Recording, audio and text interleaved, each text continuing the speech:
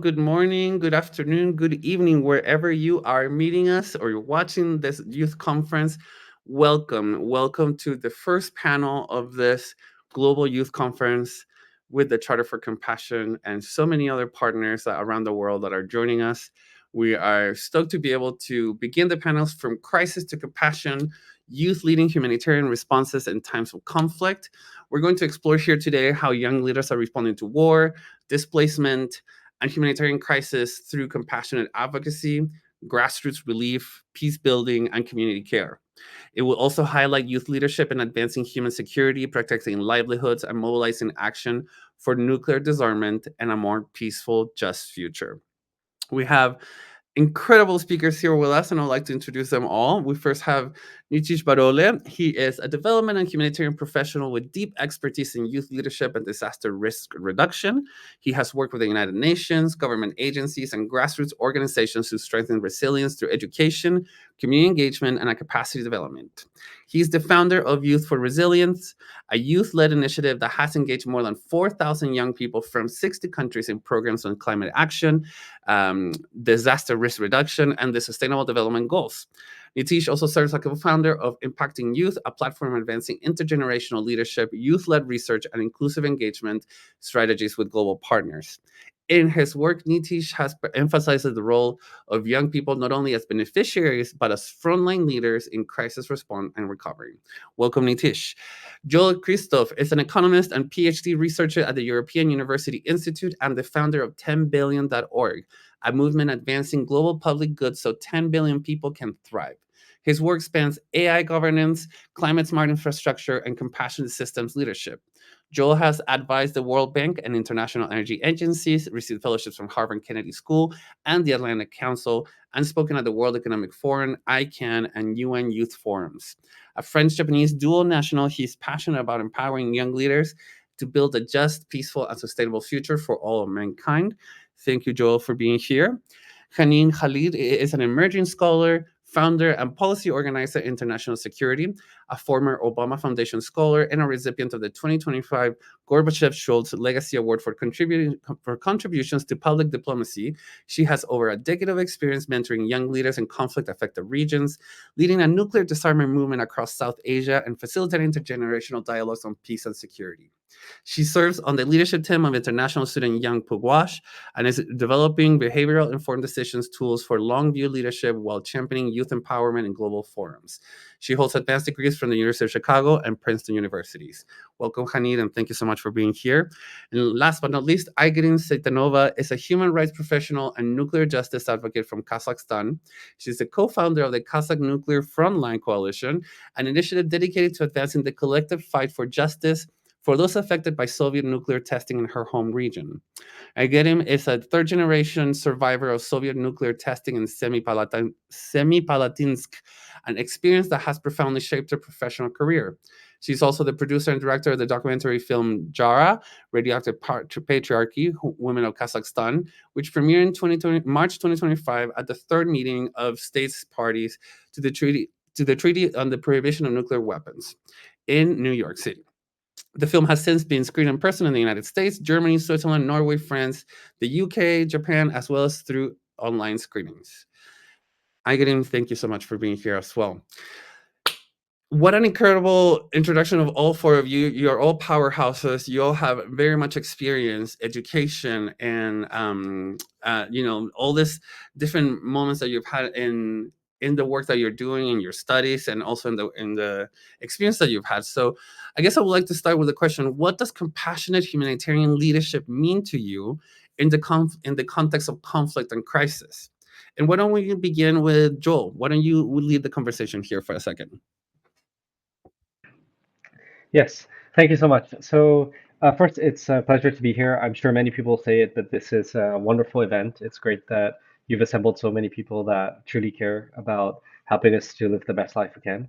I think that in the context of compassionate leadership and crises, it starts with really recognizing what are the root causes of many of the problems that we're facing and what is in our capacity to help each other. For instance, some problems might have a logistical dimension. We might think about things purely in terms of a kind of intervention. But I think a lot of what we do actually starts with why. Why should we care? Why should I reach out to try to help somebody that's perhaps not in my family? And so I think in this respect, whether it is a conflict, a different kind of crisis, a lot of it is about recognizing our common humanity, the fact that there is simply so much that we can do to help each other live a good life. There is actually no upper bound to how much better the world can become, and that a lot of it comes through working at different levels. There is, of course, the operational level, making sure that we have what we need to live, but also compassion means that, as Spinoza wrote many centuries ago, there's nothing that I want for myself that I don't also want for the whole of humankind. So I think it is very much about extending to each other what we would like to have shared for all of us, and using this as a basis to build trust, to cooperate, and to, in a far more day-to-day sense, simply show that we care. We care about people that we might not have become friends with yet, but that shouldn't limit the potential that we can use this as a North Star, as a guiding direction to keep trying to make the world better, and ultimately to try to nudge the world towards the one that we would have wished we could have been born into. Amazing. Thank you so much for that. Aigerim, would you like to add anything to it? Yeah, thank you so much, Felipe, and thank you so much for having me. To me, compassionate leadership means to leading with empathy, grounded in lived experiences. And I come from the eastern part of Kazakhstan, near the former Semipalatinsk nuclear test site, where the Soviet Union tested over 400 nuclear weapons from 1949 until 1989. And this test contaminated our lands and affected generations of people, including my own family. And in such context, compassionate leadership means that we have to listen to those who have suffered silently for so many years and for decades, recognizing their humanity and standing beside them to rebuild trust, dignity, and justice. And I think that's for me how, in general, I started to do the work with compassion in general, to something that, to the mission that I'm currently serving. Thank you so much, Aigerim. Haneen, would you like to add anything there? Absolutely. Thank you, Felipe. And, as my co-panelists have said, it's such a pleasure to be here this morning with all of you and everyone who's tuned in to join the conversation. I think compassionate humanitarian leadership can mean many things, and I think it needs to start well ahead of any conflict. I think in our planning, in our understanding of conflict, in our policy leadership at all levels, I think we need to understand that the human experience is a central priority in terms of sort of the ethics and the principles that can shape our decisions and our leadership leading up to um, a situation where conflict is becomes inevitable. And so I think that uh, it's not just a structural problem. It's not just a problem that's related to war and peace. It's a problem of leadership, and it's a problem of priorities, and it's a problem of understanding that the human experience, particularly the experience of youth, which is sort of really shaping the future, and not just in ways in terms of their growth and development, but also in terms of the ideas that they grow up with, the experiences that they face. And I think many people who are on this panel today will be able to potentially personally relate, to some of those consequences and the dynamics that shape um, sort of that youth experience. And I think that there's some common threads there. It's not just about which region or which part of the world, and there's ongoing live conflicts. I think in the modern era, I think that it's very hard to be separate from what we are witnessing, in different parts of the world. I think it's very hard to say that that's happening over there and we're over here, and um, things will go as they go. And so I think we need to start thinking as a global community. And I think that humanitarianism, the humanitarian ethic, and the compassion, as you mentioned, needs to flow through these different planning streams and these different leadership streams, and sort of our ideas of what we can do sort of well ahead of sort of any conflict situation. I think this needs to be baked into our thinking and our decision making criteria from a very young, young and from an early stage. Yeah, absolutely. And thank you for that. I think that's really good to bring up the preparation prior to this conflicts and whatnot. Nitish, anything you would like to add to this? Yes, thank you very much. And it's really humbling to be here with in this panel.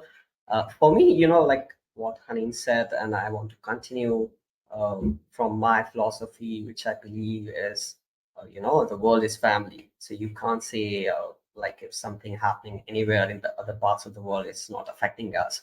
Also, it should also inspire us, like what I can do from my like where I am, to reduce the suffering and health of a human being.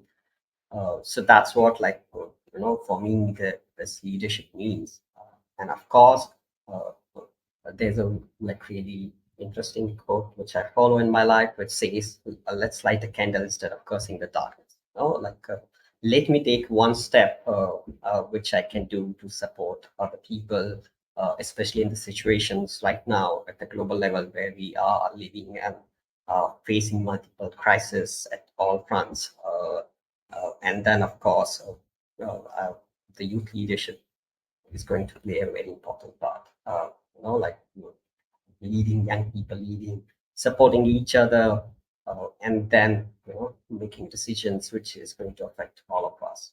Yeah, thank you. Thank you. I love that we are able to have a very different yet similar perspective from all of you who are in very different parts of the world, and what a rich experience to be able to hear all of you with what you want to say.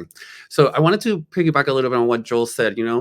Why would I not want what I want for myself for everybody else, right? So in this case, peace and everything. And that reminded me a lot of the concept of the golden rule. Treat others as you want to be treated. This interfaith principle that we can find in almost every religion, almost every spiritual practice, and that is a very much guiding principle of the Charter for Compassion and the compassion movement in general. Because a lot of times, and sadly this is the case, I feel like a lot of people that get involved in the compassionate movement or advocacy in general, in some ways we have experienced some sort of injustice or some sort of pain that we have taken care of or are taking care of in our own personal lives. But when we're talking about compassionate leadership, we're thinking about the same experience, like feeling that pain or anything, but like for, feeling the pain that maybe other people are feeling, a group that you might be leading is feeling that pain, embracing that pain, and then taking action or doing something to eliminate that pain. The Uppsala Conflict Data Program reports that in 2024, there were about 61 active state-based armed conflicts worldwide, which is the highest number since the record began in 1946. And from those, 60 or 61, 11 reached the intensity threshold of war. And that's without even counting the genocides that we're seeing as well during this time. And that's something that, in a sense is really sad to hear. And it's also really sad for sometimes to think about like how we became or how we started in this movement. And I think the compassion leader, in a sense, carries that.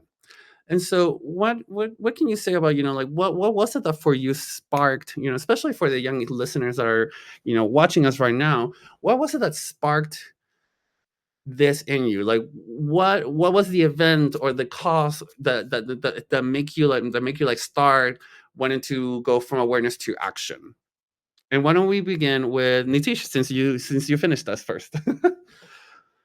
Of course, I can say, like there are like two different events which shaped a lot how I choose to work in the field of disaster management and, of course, the peace building. The first is, during my studies, there was a like huge disaster happened in India in 2013, which affected me a lot. Like the way it's not only the human suffering, but also the loss we suffered at the national level. And that also like very much inspired me and pushed me to this direction of working uh, in this field of disaster risk reduction. And the second is during Corona, I was working with one of the organizations, and I saw a lot, like there was at the global level, there was even, you see still a lot of talking happening about involving young people, youth leadership, and how young people should be, taking part. But at the same time, when I was working, I see the completely different picture. Young people are not part of all this, any decision making and the policy making process, and that's where I decided I should do something. Like I can't do like saying, okay, wait for the chance, and that's where this initiative of Youth for Resilience started, where like we decided to work with young people to help them actively involve this process, and that's like like my journey began in this space.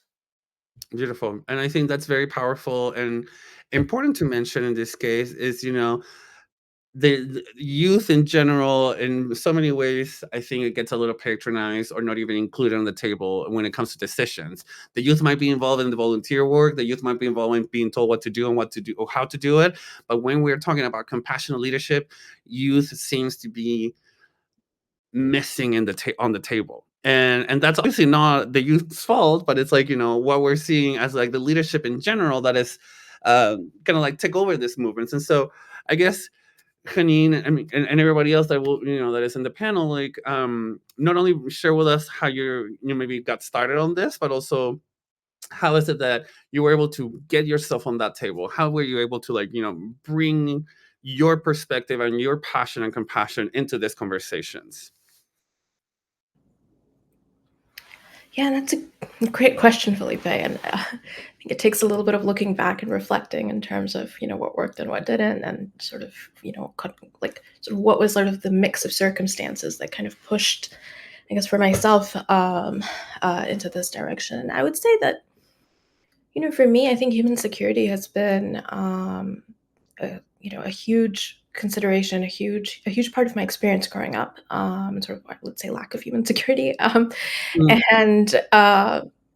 I think it was impossible to grow up in. I grew up in Pakistan, so I would say that it was impossible to be, a preteen or a young teenager, in that part of the world when sort of the war on terror was sort of really at its peak, and to sort of look around yourself, to watch the news, to kind of look at the experiences that, you yourself, your friends, your colleagues were facing. Even something as simple as, being able to get to school on time. It was a highly, highly securitized environment. And I think my generation was almost lucky in a way because we had an opportunity to see the before and after of that. So, when we were very young, we got a glimpse of, what does peace look like? We're living in a very stable, relatively calm environment. And sort of post 9/11, when the war in Afghanistan started, you could kind of really see the streets around you change. You could see sort of, the rules that you have to follow when you go to school.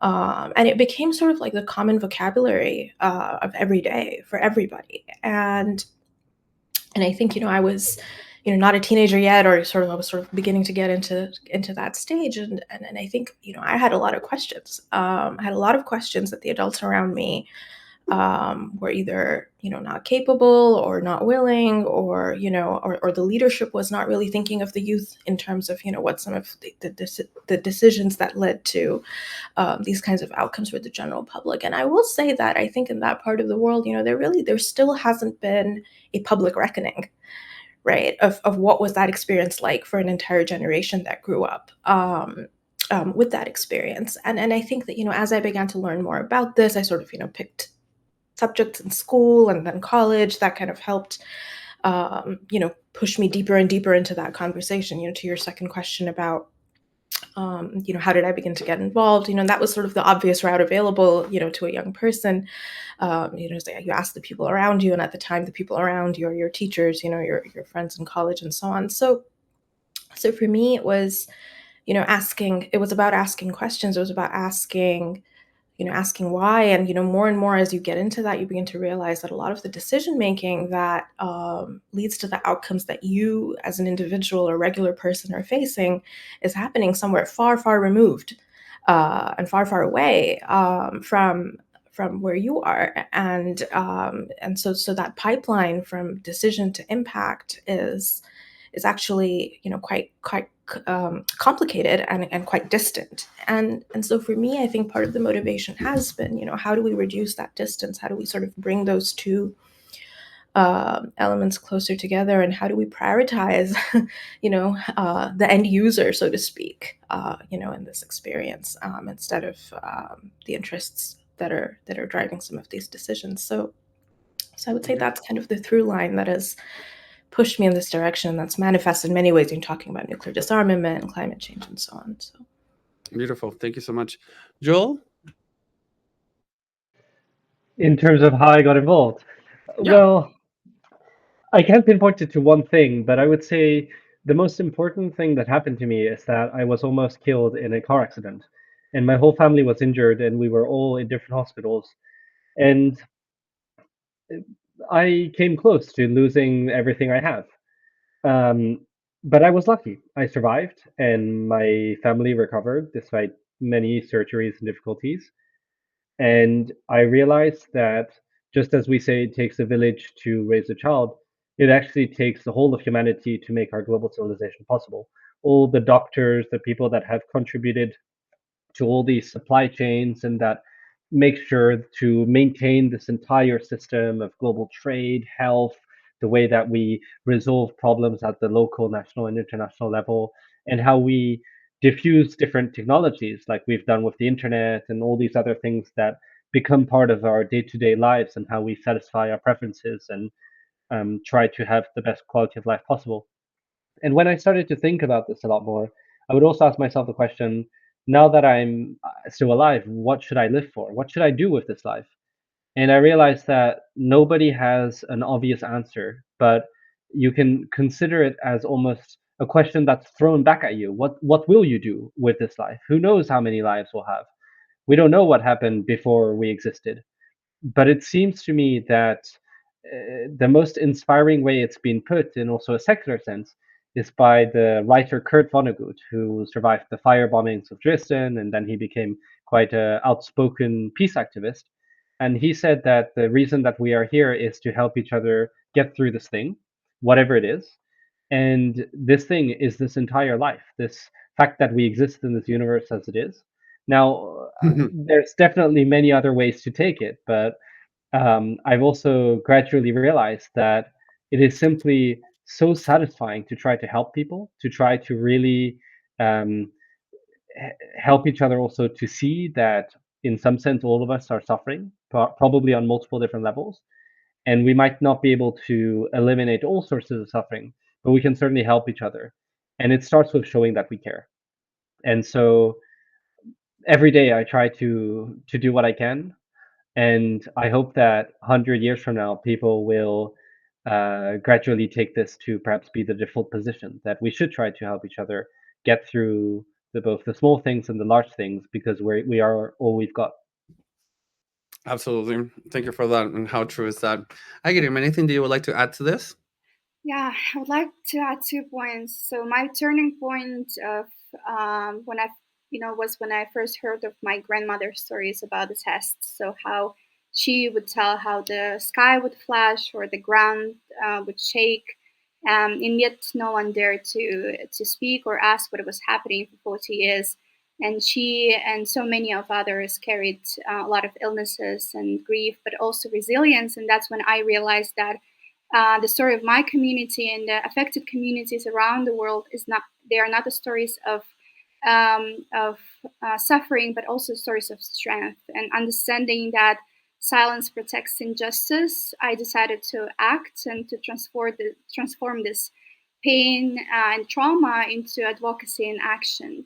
And then you also ask how the, on the way of to be on the table, Uh-huh. How did you get in there? at the table. So I think that for me, I mean, my career was in human rights. So I was completely a human rights lawyer in Kazakhstan. I was doing that part of the job, and I didn't really reflect on the trauma of testing. So it wasn't something that I was interested in. But I think that when I realized it was 2018, I realized how many people from the West, from the US, from Germany, from other countries like this, how they all built their careers. They kept coming every summer to do the research. So when we were the subject of the testing during 40 years, during nuclear arms race, during 40 years of testing, we became also the subjects of research after. And we didn't have the agency to tell our own stories. So it was also only Western researchers, kind of defining this epistemic injustice in general on how they are telling the stories. They're building careers on our suffering, and that can be applied to so many different examples, right? And I was so angry at the point, but I didn't want to live with this anger. I wanted to act and I wanted to heal, and I just transformed these feelings that I had of so much pain into actually being at the table and being that voice for my community, because a lot of my community, they're not privileged enough to speak English like I did, to have that education. And that's why I realized how much a privilege I have, and that I can do that with my education and with my belonging to my community. So I think that it was really tough, to be, as a young woman from an affected community, to be at the table. But at the same time, I'm still claiming my agency. I don't really care about that. And my community, my own community, but also a community of affected, nuclear affected community members, we are really supporting each other. And if not them, and if not our allies, I don't think that I would be able to do this work, because it's not only about, in general, this work is very intimate and very personal to me. So I think that, I have a lot of gratitude now. So I don't have the anger anymore. I have a lot of gratitude, and a lot of, I think that, just gratitude to be able to do this.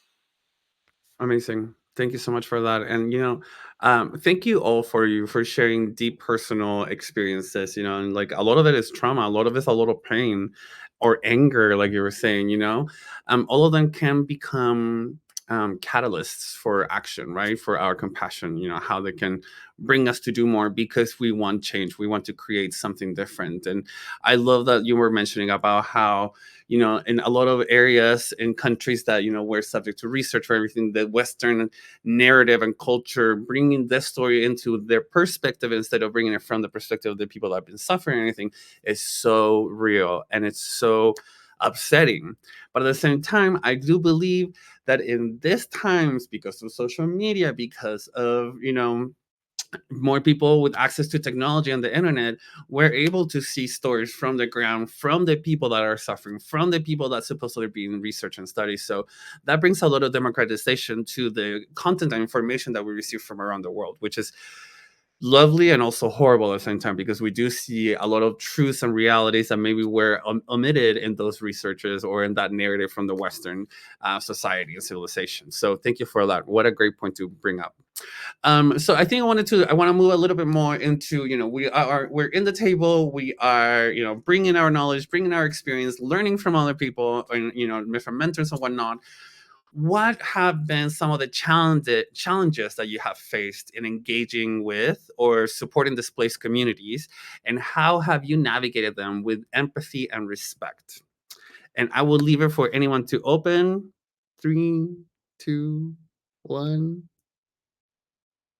Let's go with Nitish. Okay. See, for me, like I've been working with the communities, and one of the things, especially in the humanitarian response and humanitarian actions, you have to understand or think about it as like, the building of the trust with the communities. I believe this is very important because sometimes this situation of difficulties, you take a lot of, you came for like, response and relief and rescue, all those things, uh, but then there is no way, or you don't make any efforts to build trust with the community. uh, Also, you come with this, like, uh, on the like a higher level. I always sometimes feel like, like you feel like, okay, uh, it's a more like a, rather than empathy, you have the sense of like, like doing some charity and this work. And I believe this is where like this compassion and the empathy comes very importantly while working with the communities in this type of situation where uh, you're working with the affected communities, and you go on and coming from outside, you want to take decisions, and take a lot of decisions regarding considering their situation and their things. So I think that's one of the challenge I always feel, and I always believe this is very important, and it should comes like from very early point. Of Totally. course, here come also with the young people. Uh, you just can't say, okay, let's have you, like, now we are making policy, you come in the table, but you don't give a space, you build trust, or have like open space to allow them to share their views and to contribute. So that's the same with the young people. Like, Great. Thank you so much for that. Again, would you like to bring up what have been some of the challenges that you've seen in your experience? I don't think that I will have enough time for all the challenges. I mean, to be honest, yeah, let's be real, right? But I think that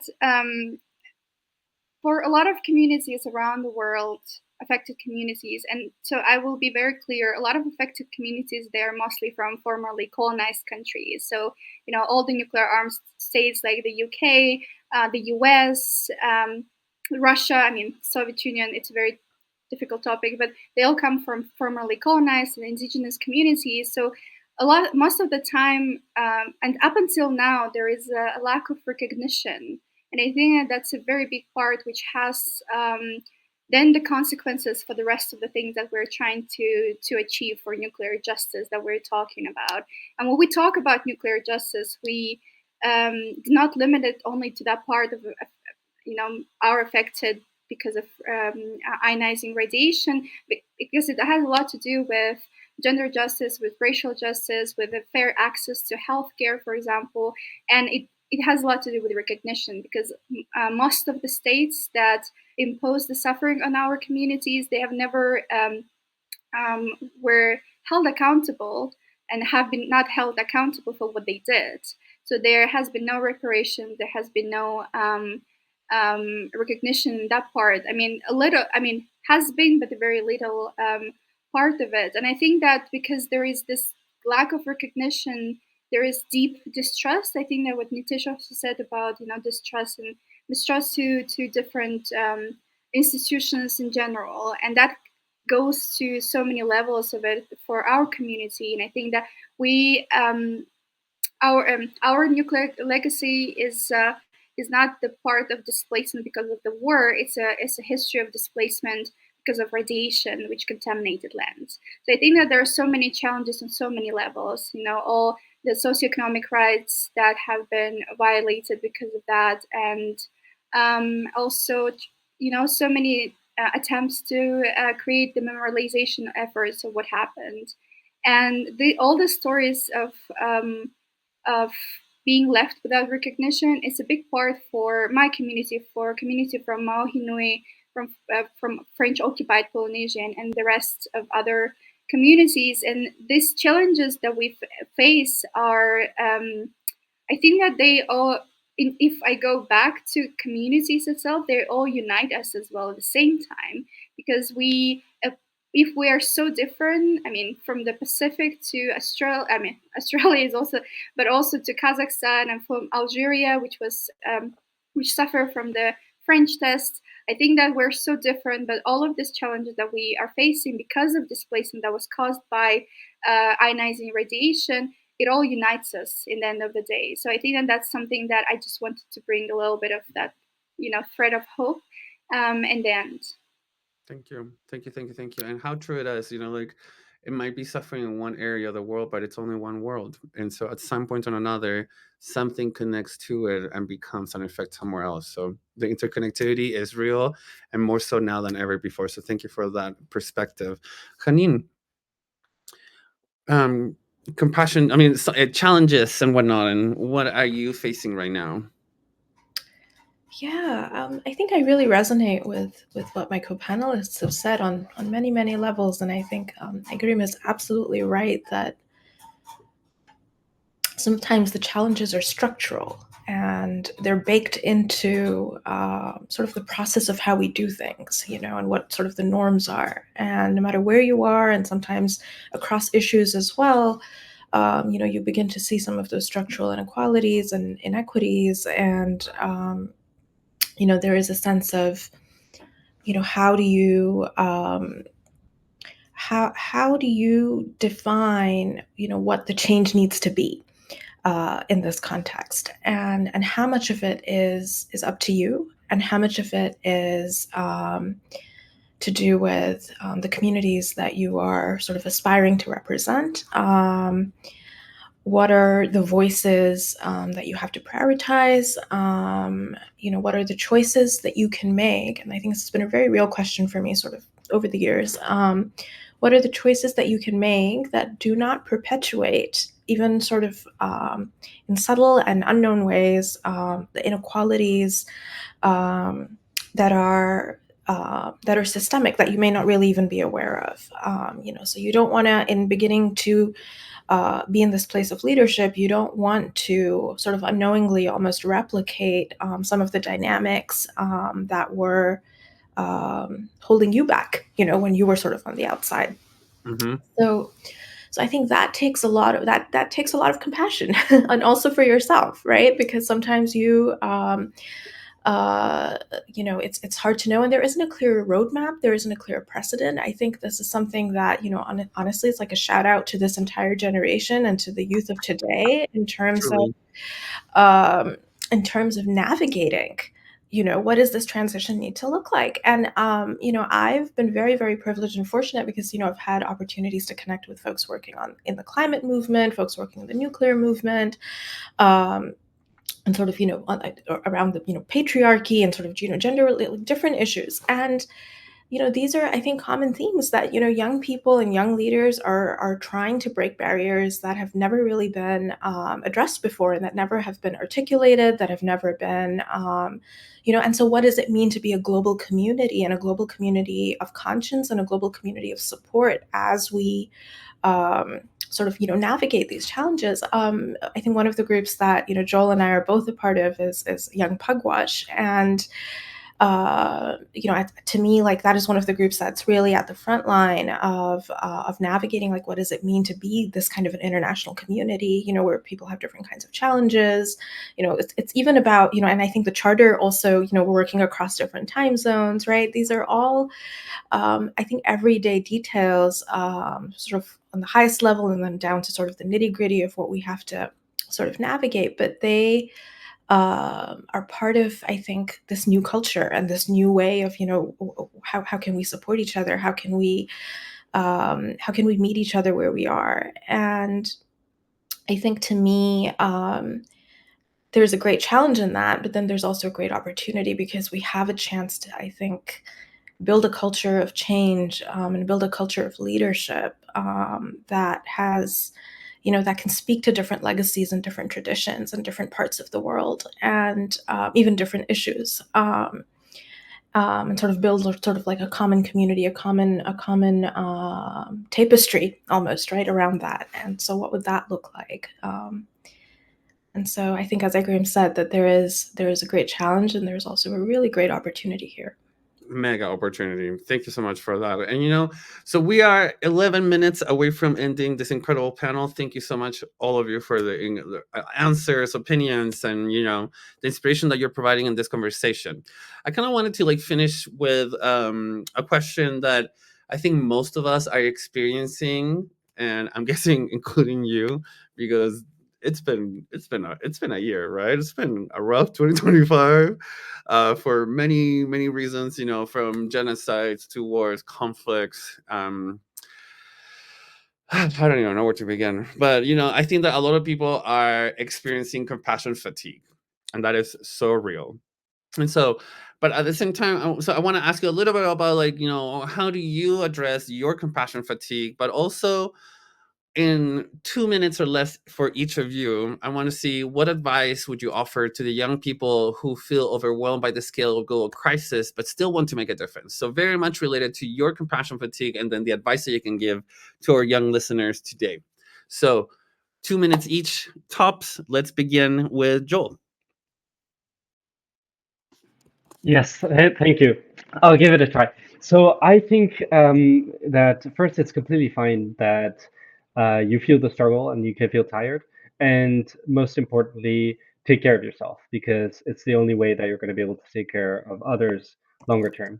But I would also say that we're all going through this journey of life in the 21st century. We all know how it started. None of us knows how we're going to get through the century.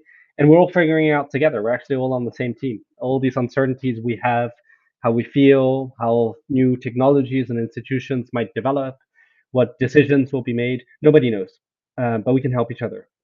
And um, 2,500 years ago, the ancient Greek historian Heraclitus wrote that we never step in the same river twice, both because the river changes, but also because you change. And so, as a humanity as a whole, we're actually also going through this river, and we cannot look too far into the future.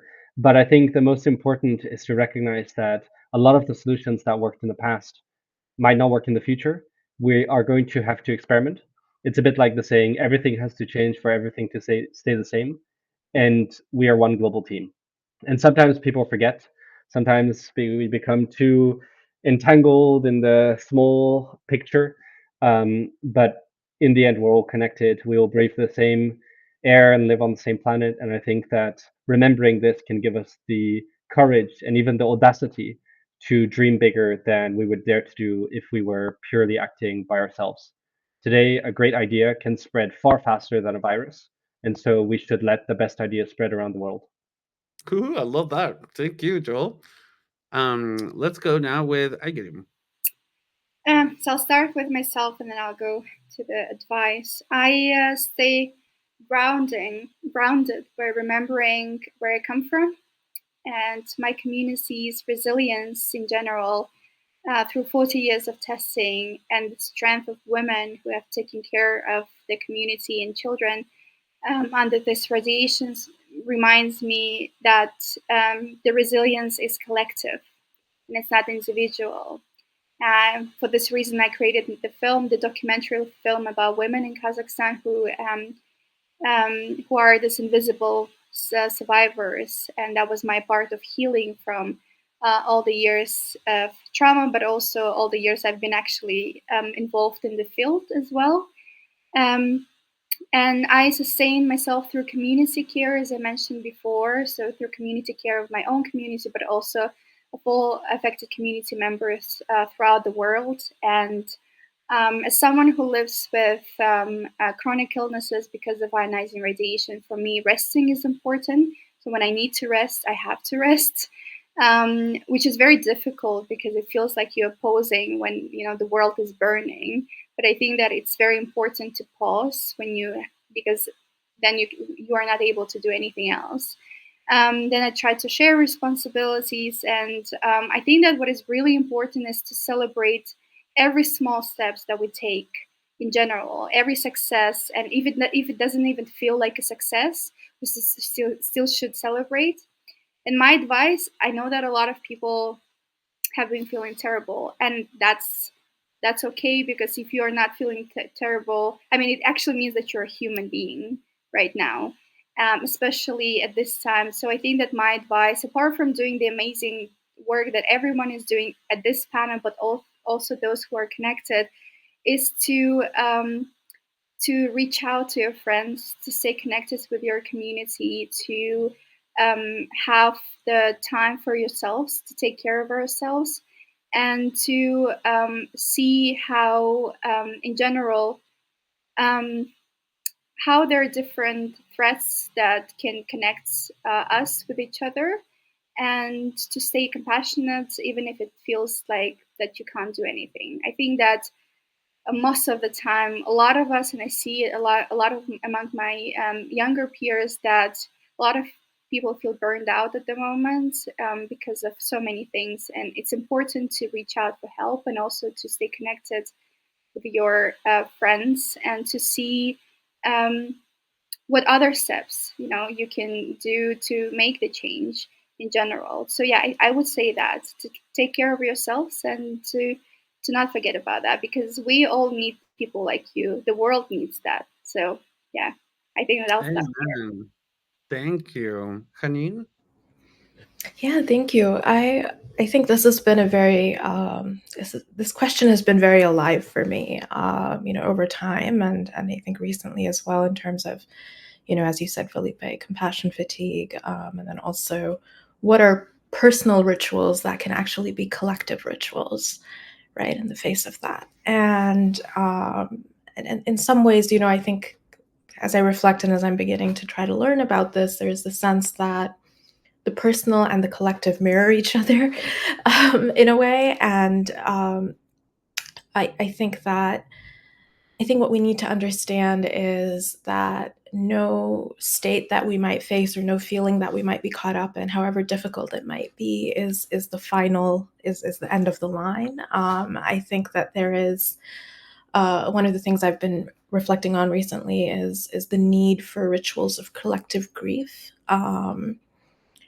For being able to come together in community and share, not just sort of on an emotional level, but also sort of the beauty that we are at risk of losing, based on sort of just the state of the world today, and that relates to conflict and also relates to sort of the ecological changes that we're seeing, and that we're not separate from that. So if the world is in grief, then so are we. And so what can those collective rituals look like?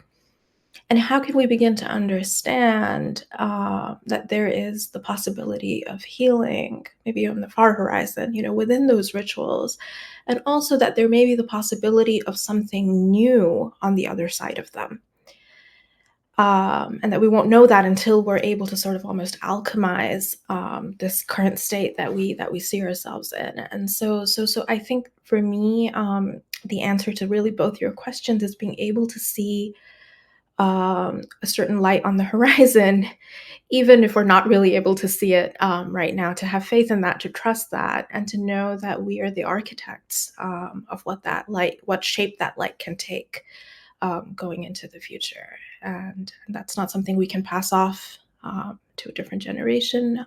We have the time that we have, and we can take action, and we can love a new world into being, is where I'll end that. I love that. Thank you. What a beautiful finishing thought right there. Nitish? So yeah, thank you everyone. No, for me, I strongly believe, like from my personal experience, is the role of community is very important. I got the chance to live with like very remote communities in the Himalayan region, and like everything is scared, very tough life, but the the the lessons I learned, especially for the community living, is like really helped me to to process all these things. Whenever you feel, you reach out to the community, they share, they help you to grow. I think that this is like, for me, it's very important to have community, to you can reach out anytime and they support you, and you need to be part of that community. You need to build that community. You need to be the first initiator of that community. And that's where like the message also for me is like, we need to, like, strongly believe we need to build more bridges. We are sometimes caught up in like so much in our work, and like very centered also to our work. Sometimes we also we want to change everything. We want to see result very quickly. That's where we need to be very patient to ourselves, to the process, and also learn this is like what we wanted to change or what we want to do is going to take time. This comes with the patience and helping, building community, reaching out to a lot of people, build bridges. That's from myself. Thank you. Thank you. Thank you. Thank you. Thank you. Thank you all four of you for what a great conversation we've had. Thank you to everybody that has been watching this panel. If anybody would like to connect with our panelists, their LinkedIn profiles are in the conference website, so you can connect with them if you want to get to know them a little bit more. I'm truly grateful for the experiences and the advice that you have given us all today. And for everybody that is watching, remember that sometimes we gotta start small. We gotta test our capacity and see how much can we do. So if you start small, very, very little, some action that is affecting you personally, or maybe someone in your close circle, and then expand to maybe your neighbors, then expand onto your community, maybe expand to your city. We can see and we can test our capacity and see how much can we do, but always with gratitude, always with compassion. We can lead in so many different possible ways, including new ones, which I have loved so much about hearing in this panel, the opportunity and the possibility of new ideas, of new ways of governing, of new ways of leading. Thank you, thank you, thank you, because you are paving the road for all the young leaders. And the compassion movement is becoming bigger and stronger, and realizing that the purpose and action that comes from compassion is powerful and not a weakness, as so many people have seen it in prior generations. So thank you once again, everyone. Stay tuned. Our youth-led sessions are about to begin in less than 10 minutes. If you go on the left side of the menu bar, you can see them right there. And we'll have more panels and more things going on for the rest of the day. So thank you again, everyone. And we'll be seeing you soon in the next panels and youth-led sessions. Thank you.